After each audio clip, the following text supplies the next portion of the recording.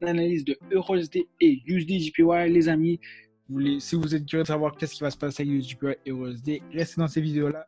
Justement, vous dire les indications, ce que je pense qui va se passer dans les prochaines journées, et aussi regardons en même temps aussi le calendrier des nouvelles qui vont à venir. Alors, restez à l'affût. Si vous ne me connaissez pas, je suis Sergio Guerrero de Forex Vision Academy. Je suis ici pour vous aider à comprendre le Forex et à devenir des meilleurs traders. Si jamais tu n'as pas eu la chance de me donner un petit subscribe, un petit like, let's go. Parce que je suis ici justement pour t'aider et pour aider justement plus de gens possible. Alors, avec un petit like, ça va justement aider qu'on puisse chercher plus de gens dans la communauté. Et surtout ça, on va aller à l'intro avant de commencer. Damn.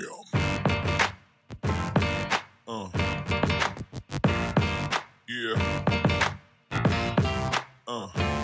Ok, guys, comme j'ai dit, je tiens vraiment à excuser la semaine passée, j'ai pas pu être là. J'ai eu des problèmes, justement, comme je sais pas, vous savez, j'ai des rénovations chez moi. Alors, malheureusement, le bruit était trop intense. Alors, j'ai dû mettre la vidéo de dimanche, le vendredi. J'ai eu quand même que les gens appréciaient la vidéo et merci beaucoup pour les commentaires. Alors, allons-y, les amis. Comme vous savez, je commence toujours avec USD/JPY et après ça, je vais avec EURUSD. Mais tout de même, avant d'aller dans l'action, je commençais avec les nouvelles. C'est une chose que je faisais peut-être pas avant et je vais commencer à le faire maintenant. Les nouvelles. On sait que logiquement, hier, il n'est pas passé grand-chose. Aujourd'hui, encore là, c'est quand même très calme. C'est des petites nouvelles ici et là. Mais cette semaine, je m'excuse. Cette semaine, ça va être des nouvelles quand même assez importantes. Je pense que ça va être une semaine avec beaucoup de nouvelles. Si on regarde justement mercredi, on voit qu'il y a une nouvelle à 8h30. Alors pour EUSD et USD/JPY, ça nous touche directement Core Sell. So, indirectement, encore là, c'est vert, c'est rouge. Ça va aider justement la devise. Comme je dis, si vous êtes curieux, des fois, vous faites juste cliquer, voir comme en soi, qu'est-ce que ça veut dire. Mais si vous ne savez pas c'est quoi encore les couleurs, rouge, c'est très fort comme impact sur le marché. Orange, moyennement. Jaune, peu. Et si gris, aucunement. Ou peut-être pas beaucoup. Alors, comme je disais, à 8h30, on a une nouvelle. Justement, les sales, le retail, je pense que c'est j'oublie toujours le mot. En tout cas, ça, c'est les ventes qui vont être faites, justement, qui ont été faites, excuse-moi, durant ce mois-ci. Le mois passé ou ce mois-ci. Alors ça, c'est comme un indicateur. Je dirais que c'est un indicateur. C'est comme un indicateur, mais un indicateur différent parce que c'est ça qui est spécial. Les indicateurs, exemple, qu'on voyait exemple, ici sur les analyses, puis tout, je n'ai pas malheureusement parce que je ne dis pas. C'est des indicateurs justement qui vont justement avec la moyenne des choses. Ça, c'est un indicateur aussi de comment va le marché d'une façon économique. Alors si les indicateurs justement vous démontrent, les chiffres vous démontrent justement que le marché, je sais pas, on va dire, je donne un exemple, le retail sales et une augmentation de 5%, c'est-à-dire qu'il y a eu plus de ventes de 5%. Logiquement, le US va augmenter, alors la devise US va augmenter, mais si on prend EURUSD, ce qui va arriver, c'est que la devise va tomber parce que l'euro, c'est justement la mesure, et justement, ça va faire que ça va tomber parce que USD prend la valeur. Donc ça, c'est un exemple d'exemple qui peut se produire. On peut voir par la suite aussi qu'il y a d'autres nouvelles à 10h, c'est pas si important. Après ça, on a le crude oil. Le crude oil, justement, souvent, ça va affecter tout ce qui est l'or. Je ne sais pas si ça affecte directement le EURUSD, mais pareil, c'est quand même bon d'en tenir compte. Par la suite, après, on peut voir qu'à 2h, il y a le FOMC, justement, les organisations justement économiques, avec le fédéral en plus qui vous fait le rate. Alors, vraiment, demain, mercredi, si vous pensez faire des trades, peut-être soyez très, très prudent parce que ça va fluctuer vraiment toute la journée. Par la suite, on va voir jeudi qui est pour GBP. Ça ne nous intéresse pas tant. USD à 8h30, pareil, c'est quand même une nouvelle orange, alors restez à l'affût. Et finalement, vendredi, à 10h encore là, il y a deux nouvelles qui vont se présenter, mais ce n'est pas aussi important, mais pareil, gardez-la en l'œil. Alors, si on commence avec EURUSD, excuse-moi, avec USD/JPY, finalement, on est toujours dans la consolidation.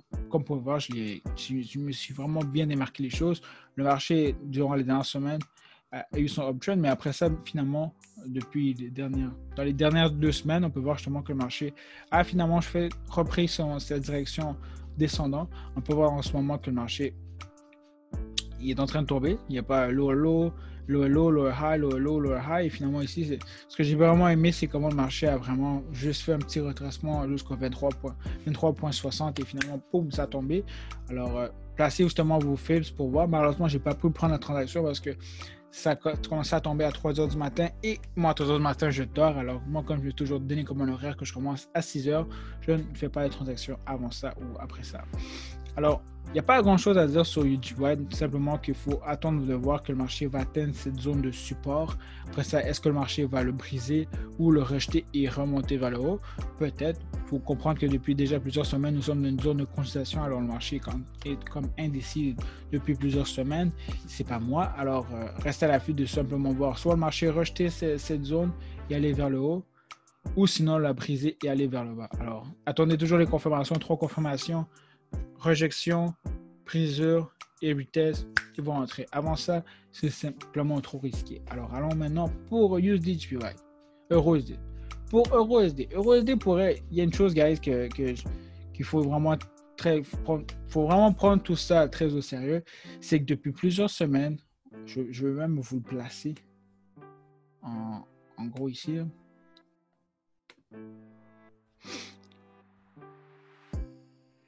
Oh boy. Depuis plusieurs semaines, on est toujours dans cette résistance. Cette résistance qui n'est pas facile à briser. Et lorsque le marché justement a la difficulté à briser cette résistance, qu'est-ce qui arrive? C'est que le marché va par la suite tomber.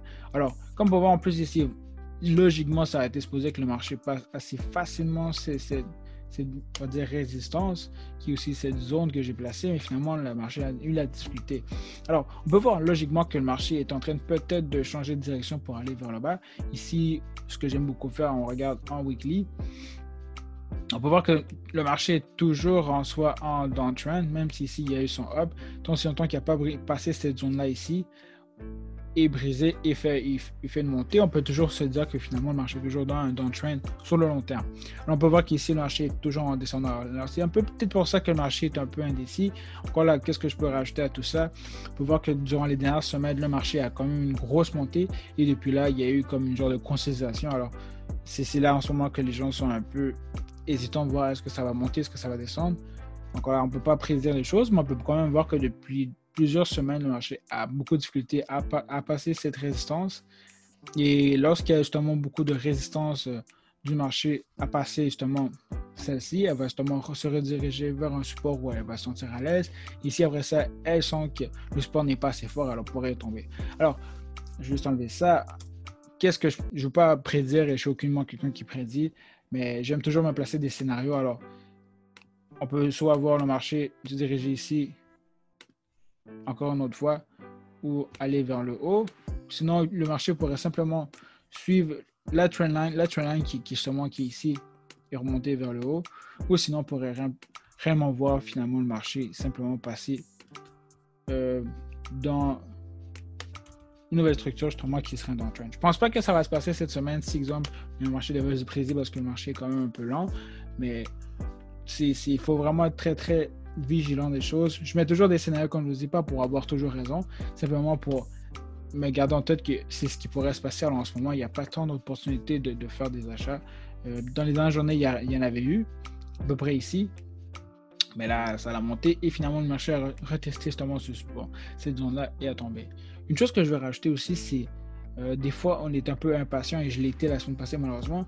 On est un peu impatient parce qu'on se dit le marché va monter. Et ici, si je me rappelle bien, c'était vendredi, je ne me trompe pas. Il y a comme une nouvelle. Alors la nouvelle, justement, elle a fait prendre de la valeur, justement. Au pire, je vais vous le montrer. On va la prendre ensemble. C'était vendredi. Vendredi. Non, ça a l'air que finalement...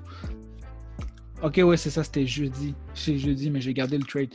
Il y a eu plusieurs choses ici. On peut voir justement que ici, finalement, ça n'a rien changé. Il y a eu justement... Puis j'avais justement vu que cette journée-là, excusez-moi, la devise justement avait pris de la valeur et tout. On peut voir ici que durant cette journée, la devise, ça c'est quoi le 10? Ok. La devise avait pris de la valeur et malheureusement, moi je tombais dans le piège parce que je me suis dit, oh, ça va monter, ça va monter.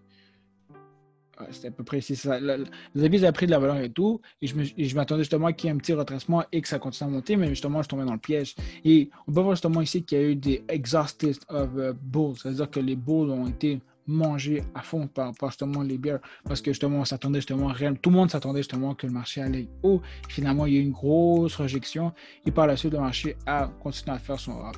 Alors, des fois, oui, les choses vont se produire comme on peut voir par la suite. Ça s'est produit. Si je vais en Katash, exemple, le up justement qu'on avait eu ici, finalement, s'est produit aujourd'hui. Mais des fois, on est peut-être trop impatient de vouloir justement rentrer directement dans la transaction et justement placer. Je sais pas comment le dire, mais simplement des fois qu'on est un peu patient et ça, c'est ce qui arrive des fois. On se dit, OK, ça va réellement monter et ça allait monter comme ça a déjà monté, mais ça arrive des fois qu'il y a le exhausted bull, c'est-à-dire qu'il y a eu trop de bulls qui prédisaient justement que ça allait monter, ce qui était logique, mais finalement, il y a eu justement une correction et par la suite, ça l'a tué tout le monde et ça l'a monté. En tout cas.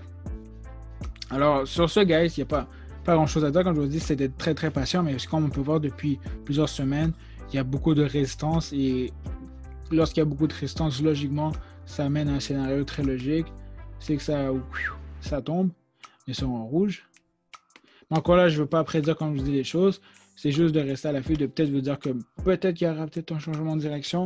Mais en ce moment, je vous dirais que ce serait risqué de faire des transactions si vous n'êtes pas apte à savoir prendre des petits mouvements parce que le marché est quand même assez picky. Alors en plus on a les nouvelles qui viennent la semaine prochaine, qui viennent justement demain et après-demain et justement aussi vendredi. Alors soyez vraiment très très très prudents cette semaine parce qu'il y a des nouvelles puis en plus le marché quand même est toujours dans cette zone de résistance qui n'est pas capable de briser. Alors ça reste à voir. Sinon je vous dis encore un gros merci guys. Il y a la vidéo, on se voit à la prochaine vidéo et sinon passez une bonne journée. Au revoir.